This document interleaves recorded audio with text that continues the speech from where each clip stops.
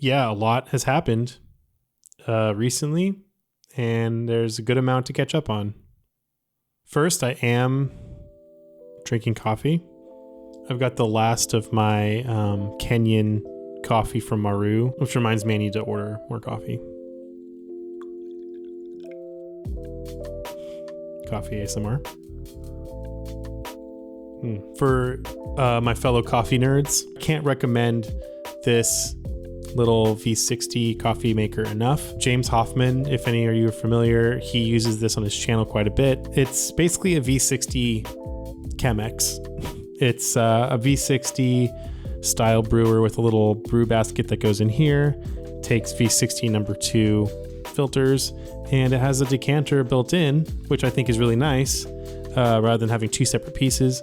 I think it looks pretty smart, pretty nice. And I've been using it the last couple of days, and I really enjoy it. So if you make coffee for yourself, or maybe you and one other person, this is a really great little coffee maker. So yeah, it's like $30 on Amazon right now, which is too cheap. Should be more expensive, I think. I moved to Milwaukee at the beginning of October. Well, the end of September, technically. You guys will probably remember the last video I did about Milwaukee. I'll link it up here. Go watch that if you haven't seen it yet. I wanted to kind of do something similar this time around because I packed up my 4-door Volvo and drove it from Los Angeles to Milwaukee. It took me like 3.5 days.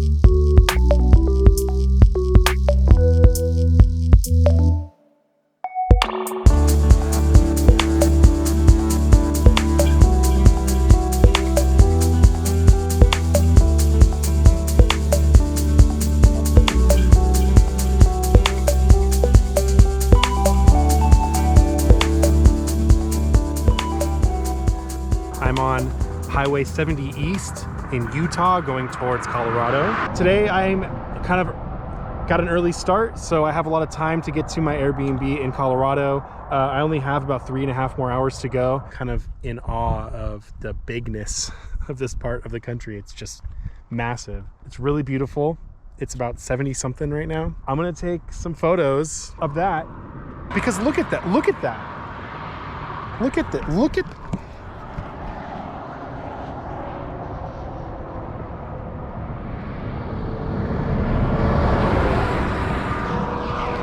that's just, it's really cool. It's really cool. I never get to do this. So, I'm moving across country, moving my entire life. So of course I have all my cameras with me, but currently loaded up, I have my trusty, my beautiful, this is my RB67. You guys have seen it. I don't remember what film is in here. I think it's Portra 160. It could be Ektar, I'm not sure. So I'm just shooting it at 100. I really need to start putting what film is in here. Usually you'll see me shooting this camera with my 65 on, which I do right now. But I also just got a brand new 90mm 3.8, which I really love.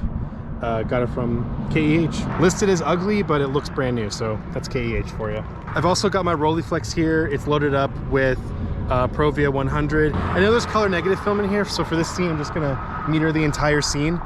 But with the Provia and my Rolleiflex, I'm gonna actually spot meter to make sure that the sky is within 3 stops ish of the darker parts of the image, so that I'm actually getting some detail in the highlights as well as the shadows.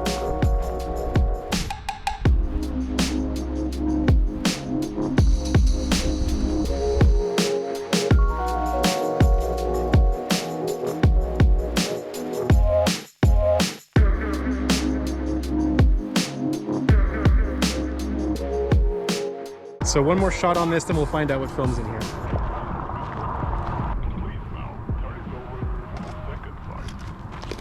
I wonder if I'm gonna surprise myself in some way. I hope not. I hope I was right that it's 160 or Ektar. Oh, Portra 400. I honestly don't remember the last time I bought Portra 400 or why I would have loaded it into this camera.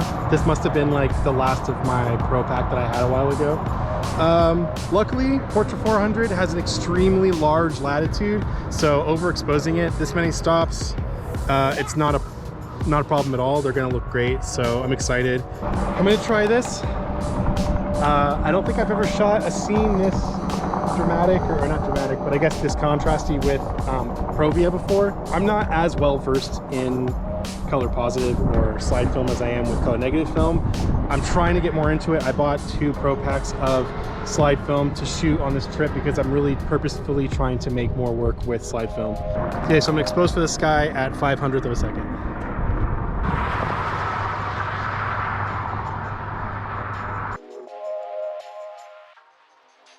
Okay, cool. I took a couple shots with the Rolly, a couple shots with the RV.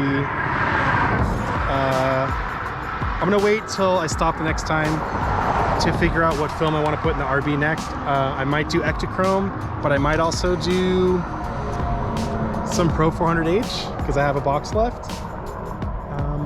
We will see. I think it's nice, kind of a cool idea to do the C41 and the slide film concurrently so you can kind of see the differences between the two. But I just want to make good pictures, so. All right, cool location, time to move on.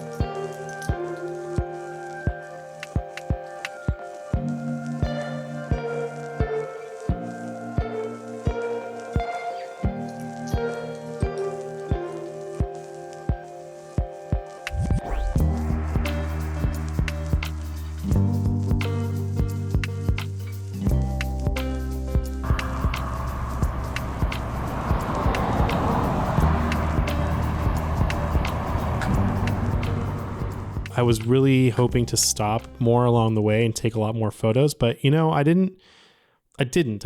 I took a few rolls and I loaded up 6 film holders for my Graflex speed graphic to take some 4x5, and I didn't pull it out once on the trip. So all those film holders are still loaded with film, and I haven't shot the speed graphic since I've been here either. That's something that I want to get back into, but I kind of wanted to make good time and just wanted to get here, and the weather wasn't, super nice the entire way. So I didn't stop as much as I wanted, but the photos that I did take, I'm pretty proud of. I was trying to focus more on quality over quantity. And this is no shade to those photographers. I'll see videos of people going out and taking trips, and they just shoot like crazy rolls of film, like 30 or more. And that's cool because it's fun and you love to do it and it's something that you enjoy doing. But for me, what I end up doing is shooting a bunch of film and getting like 4 good frames out of it, because I'm not focusing on taking good pictures. I'm focusing on shooting more, which doesn't lead, at least for me, to better photos, just leads to more crap to sift through and to scan. I was a little more intentional with these photos, and I also was intentional choosing to shoot mostly slide film. This trip kind of reminded me that Pro 400H wasn't ever my first choice when it came to shooting C41. Nothing wrong with it. It's just that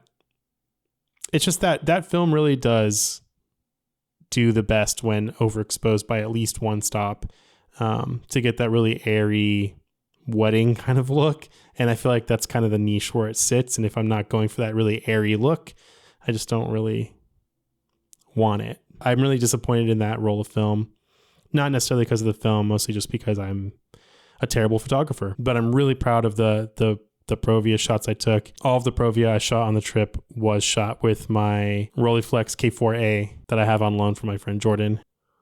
The ektachrome and Pro 400H that I shot was shot on my RB67, and I actually had picked up this 6x9 Graflex back at the SoCal Camera Show a couple months ago, not realizing it was a 6x9 back. I just thought it was a cheap 6.7 back, but I shot everything on this back on the trip, and I really love it. I only got 8 shots per roll with a 6x9 back, but the 6x9 negative is gorgeous. It's really cool having such a large negative. 6x7 is already massive, and 6x9 is just that much more big. I really enjoyed shooting frames that size. It was really cool. So I've been in Milwaukee for about a month. I've been pretty busy. I got a new job. I'm working as a freelancer, consultant, content creator for Peerspace, which has been really great. It's been a super collaborative project. I'm making content for their channel with some other creators who you might know, Vincent Perry Jr., who is a phenomenal film photographer and YouTuber as well. And Brittany, who is a cinematographer based in LA. They're both immensely talented, and I'm really honored to get to create alongside them. So if you haven't checked it out yet, go check out the Peerspace YouTube channel.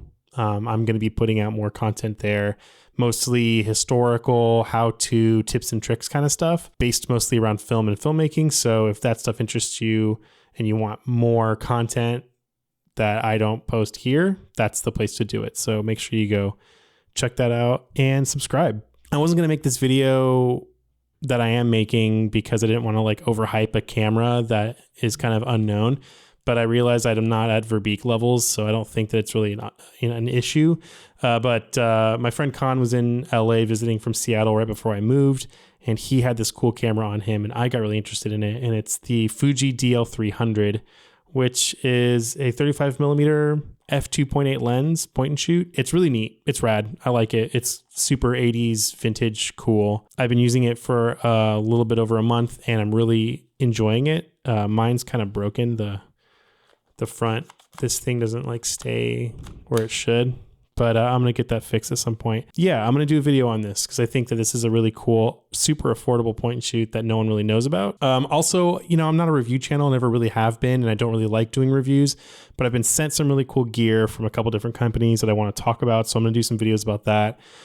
Some wireless video production stuff, some lights actually. I'm going to try to do less of a talky review and more of just showing my work, using these things. I think they're very useful. So I think it'd be cool to show that stuff. So that'll be coming up as well. New film came out, and I decided to take it out and shoot it. Oh yeah, you'll notice I have a different microphone. For the music nerds who are out there, I know Mike from Shoot Film Co. is a huge music nerd.